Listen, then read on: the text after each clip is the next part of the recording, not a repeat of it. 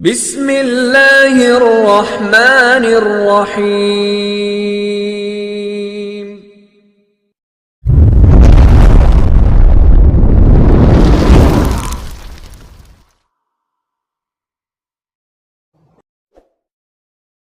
عورت غسل کرنے میں ایک غلطی کی وجہ سے ہمیشہ ناپاک رہتی ہے۔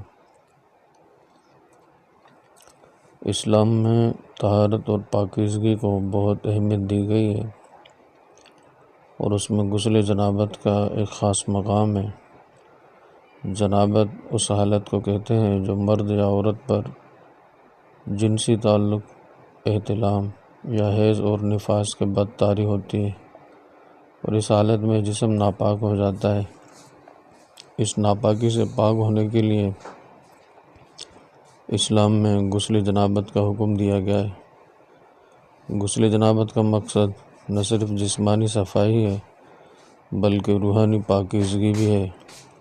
قرآن مجید میں اللہ تعالیٰ فرماتا ہے، اعوذ باللہ من الشیطان الرجیم، بسم اللہ الرحمن الرحیم، وَإِن كُنتُمْ جُنُبًا فَاطَّهِّرُوا۔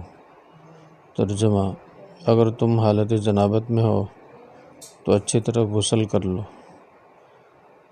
غسل جنابت کا حکم ایک روحانی علامت بھی ہے جو مومن کو اپنے جسم کے ساتھ ساتھ اپنے دل اور روح کو بھی پاک رکھنے کی یاد دہانی کراتا ہے۔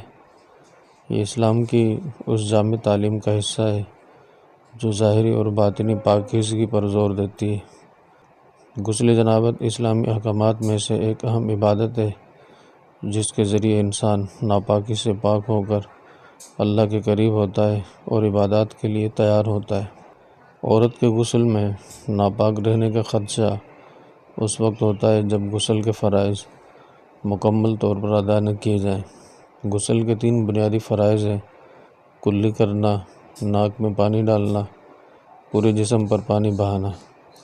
اگر ان میں سے کوئی فرض چھوڑ دیا جائے یا صحیح طریقے سے ادا نہ کیا جائے تو غسل مکمل نہیں ہوگا اور ناپاکی برقرار رہے گی۔ اس لیے خاص طور پر خواتین کو غسل کرتے وقت ان فرائض کا خیال رکھنا چاہیے تاکہ پاکیزگی حاصل ہو۔ کچھ لوگ بال یا جسم کے کچھ حصے خشک رہ جانے کی غلطی کرتے ہیں جس سے غسل ناقص رہ جاتا ہے۔